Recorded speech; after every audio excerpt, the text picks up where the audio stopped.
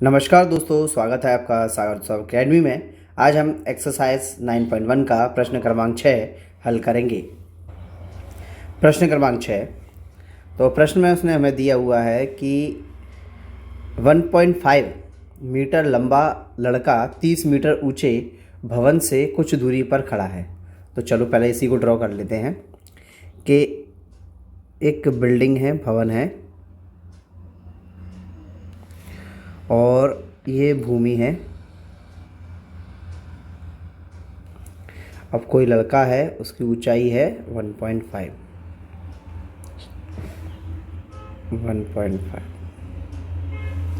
ठीक है, इतना ऊंचा लड़का है। और क्या बोला है, लड़के की जो हाइट है वो भी ड्रॉ कर देते हैं, 1.5 मीटर यहाँ से यहाँ तक। और इसकी जो हाइट है वो है कितनी, 30 मीटर। 30 मीटर यहाँ से यहाँ तक पूरी। इतनी चीज़ हो गई, इतना काम तो हो गया। जैसे उसने बोला भवन और वो कुछ दूरी पर खड़ा है। जब वह ऊंचे भवन की ओर जाता है तब उसकी आँख से भवन के शिखर का उन्नयन कोण 30 से 60 हो जाता है। तो उसने क्या बोला है कि ये लड़का यहाँ से चलकर यहाँ तक आता है, तो कोण जो था वो पहले 30 बन रहा था, अब 60 का बनेगा। कहने का मतलब ये है। तो मान लो कि ये लड़का यहाँ से चलकर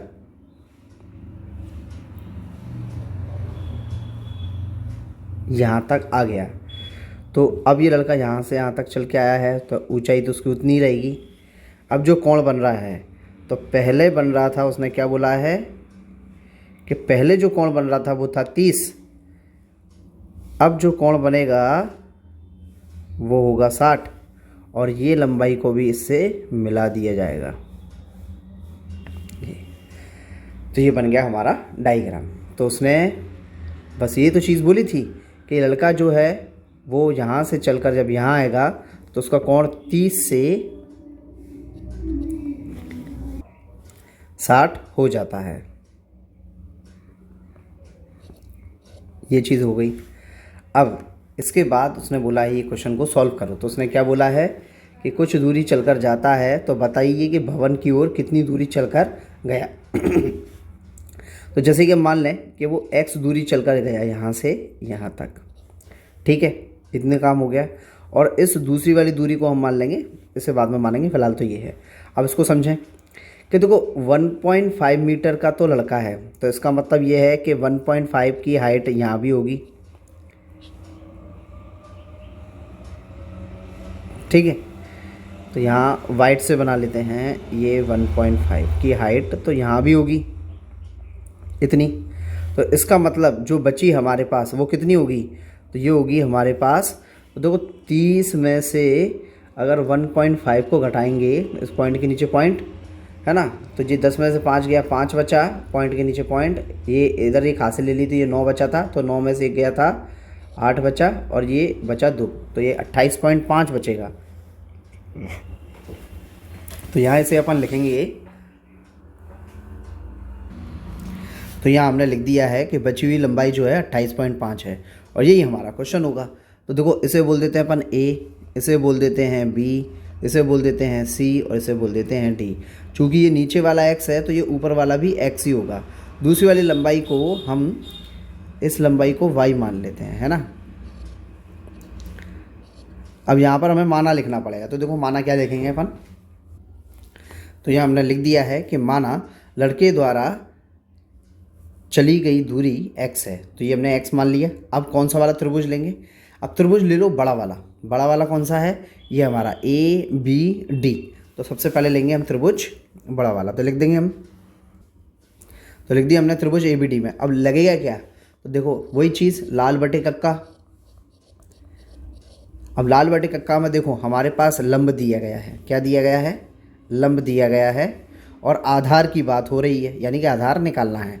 तो लंब और आधार अब जो है वो हमारा 10 का होगा। वैसे भी अब क्वेश्चन नंबर 6 के बाद जितने भी प्रश्न होंगे ज़्यादातर सब 10 में ही होंगे, है ना। फिर भी आपको ये याद रखना है कि लगता क्या लॉजिक है। लंब दिया है, आधार निकालना है तो भी tan, आधार दिया है, लंब निकालना है तो भी tan, है ना। तो चलो इसमें tan थीटा लिख लें। तो यहाँ हमने लिख दिया है कि त्रिभुज ABD में tan थीटा बराबर लंब बटे आधार। अब हमारे पास क्या क्या चीज़ें उपस्थित हैं वो सारी लिखें। तो थीटा ABD में, तो ABD में थीटा हमारे पास 30 है, तो यानी कि यहाँ पर 10 30 और लंब कितना है, लंब होगा 28.5 क्योंकि घटने के बाद इतना ही बचा ना। आधार कितना है हमारे पास, वो है, अब देखो ये पूरा B से D तक आ रहा है, अगर B से पूरा D तक आएगा तो x भी आएगा और y भी आएगा, तो दोनों जुड़ेंगे। तो लिखेंगे कैसे, x प्लस वाई, और tan 30 का मान होता है 1/√3।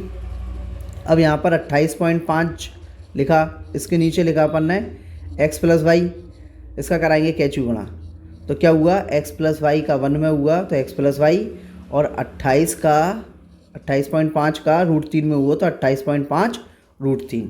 इसको हम बोल देंगे समीकरण 1। इतनी चीज़ हो गई। अब हम लेंगे त्रिभुज, छोटा वाला त्रिभुज ले लें। अब लिख देंगे, तो हमने लिख दिया है त्रिभुज ABC में, कौन से वाले में, ABC में हमारे पास है tan थीटा। तो tan थीटा लगाया हमने लंब बटे आधार। थीटा बराबर हमारे पास कितना है, थीटा बराबर हमारे पास है 60। लंब कितना है यहाँ पर, लंब है 28.5 और आधार जो है वो है y। तो ये हमने रख दिया। इतनी चीज़ हो गई। अब tan 60 का मान हमारे पास क्या है,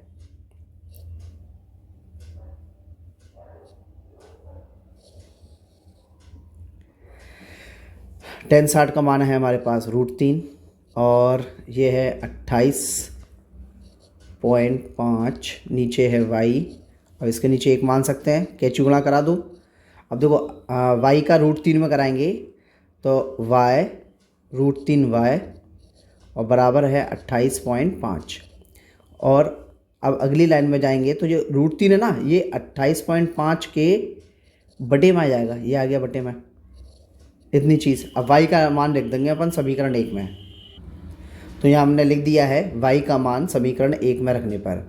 अब समीकरण 1 क्या है उसे भी नोट कर लेते हैं। तो x प्लस वाई बराबर 28.5 √3। अब देखो y का मान कितना है हमारे पास, वो है 28 पॉइंट प्लस लगा के है 28.5 बटे √3 बराबर जो है वो है 28। यहाँ पर जगह कम पड़ रही है, इसको एक काम करते हैं, पूरा साइज़ छोटा कर लेते हैं इसका। जगह कम पड़ रही है तो पूरे जगह लेके करेंगे। सब कुछ सेलेक्ट हो गया, हाँ ठीक है, ये लो अब बनेगी जगह। तो यहाँ से आगे बढ़ते हैं। अब तो देखो x तो था ही, प्लस y की जगह पे आएगा 28.5 बटे में √3 बराबर में 28.5 और √3। अब देखो √3 का गुणा यहाँ और यहाँ कराओ, नीचे √3 गायब, तो √3 का x में कराया प्लस 28.5 भी आ गया बराबर में 28.5 और यहाँ पर भी √3 का हुआ तो √3 का √3 से होता है तो सिंपल 3 आ जाता है ना। इतनी चीज़ आ गई हमारे पास। अब इसके बाद यहाँ लिख दें, ठीक है। अब देखो हमारे पास √3x है, बराबर लगा देंगे। अब ये वाले जो 28.5 है ना, इसको उठा के दूसरी तरफ फेंकेंगे तो वहाँ पर तो हमारे पास 28.5 और 3 है, ये है ना। अब एक काम करो, इसे मिटाना ही पड़ेगा, जगह नहीं बनेगी, नहीं तो समझ में नहीं आएगा। मैं एक तरफ का मिटा रहा हूँ, फिर से सेट कर रहा हूँ, है ना। हाँ अब सफिशिएंट जगह है। अब हुआ क्या था हमारा, दोबारा नोट कर देते हैं कि देखो √3 तो वहीं रोक लिया हमने, √3x, हाँ, और बराबर में हमारे पास 28.5 और गुणा में 3 बचा था। अब हुआ क्या कि ये वाले 28.5 को बराबर के दूसरी तरफ फेंक रहे हैं, तो 28.5 जब बराबर के दूसरी तरफ गया तो ये आ गया माइनस का, प्लस का था ना, बराबर के दूसरी तरफ गया तो माइनस को गया, चिन्ह बदल गया। अब देखो 28.5 को अपन दोनों तरफ से कॉमन ले लो, तो 28.5 को दोनों तरफ से कॉमन लिया तो लेते एक ही बार है, हटता दोनों जगह से, तो हट गया भाई। तो यहाँ पर क्या बचा हमारे पास, तो 3 बचा, क्योंकि 28.5 निकल गया माइनस। अब यहाँ भी 28.5 निकल गया तो क्या बचा, 1 बचा, वो भी लिख दिया हमने। बराबर में √3x तो चला जा रहा है। अब 28.5 और 3 में से 1 गए तो कितना बचा? 2। तो ये बचा हमारे पास 2 और बराबर में √3x। तो x बराबर, तो ये इतना है, ठीक है। पहले इसका गुणा करा लो, 2 पंजे 10, 10 की 0, बचा 1, फिर 2 अट्ठे 16, 16 और 1 17, 7, फिर बचा 1, फिर 2 दूनी 4 और 4 और 1 5, ये आ गया 57। और पॉइंट एक संख्या के बाद था तो एक संख्या के बाद पॉइंट लगा दिया और पॉइंट के बाद 0 कोई मतलब नहीं। तो ये हमारा √3x तो चल ही रहा है। अब x बराबर जो आएगा वो आएगा 57/√3। अब जैसे कि मैंने पहले भी कहा कि ये हमारा आंसर हो जाएगा, है ना, लेकिन हमें किताब के अकॉर्डिंग चाहिए। तो किताब के अकॉर्डिंग चाहिए तो क्या करेंगे हम इसमें? √3 का ऊपर नीचे गुणा कराएंगे। तो मैं फ़िलहाल तो इसे यहीं छोड़ रहा हूँ इतने में। ये मान लो कि हमारा आंसर है, ये मान लो ये हमारा आंसर है, लेकिन किताब के हिसाब से चलेंगे तो थोड़ा सा आगे लेके जाएंगे। तो उसको यहाँ कर देते हैं। तो देखो ये हमारे पास क्या है कि x बराबर 57/√3। अब √3 का ऊपर और नीचे गुणा करा दो और किताब का आंसर आ जाता है। तो चलो, तो हमारे पास क्या है कि x बराबर 57/√3 बटे में √3 का √3 से कराएंगे तो सिंपल 3 आएगा। अब इसको काट लेंगे, तो काटें तो 3 एकम 3, यहाँ भी 3 एकम 3, 2 तो चले गए, 3 नाम 27। तो कितना आया हमारे पास? x बराबर आया 19√3। अब इसको ही बोल देंगे ये मीटर में आया है और यही हमारा आंसर है और ये हमारा फाइनल आंसर है। तो यही हमारा किताब के अकॉर्डिंग आंसर आ गया है ना। और इसी के साथ हमारा प्रश्न क्रमांक 6 यहीं समाप्त होता है। यदि वीडियो आपको पसंद आया हो तो लाइक कीजिए, सब्सक्राइब कीजिए और वीडियो को ज़्यादा से ज़्यादा शेयर कीजिए। यदि आपको कोई डाउट है तो आप कमेंट बॉक्स में पूछ सकते हैं। और हाँ, एक बात और, अगर आप सब्सक्राइब करें तो बेल आइकन ज़रूर दबाएं। हमारी नई वीडियो आने के लिए सबसे पहले नोटिफिकेशन आपके पास आएगा। धन्यवाद।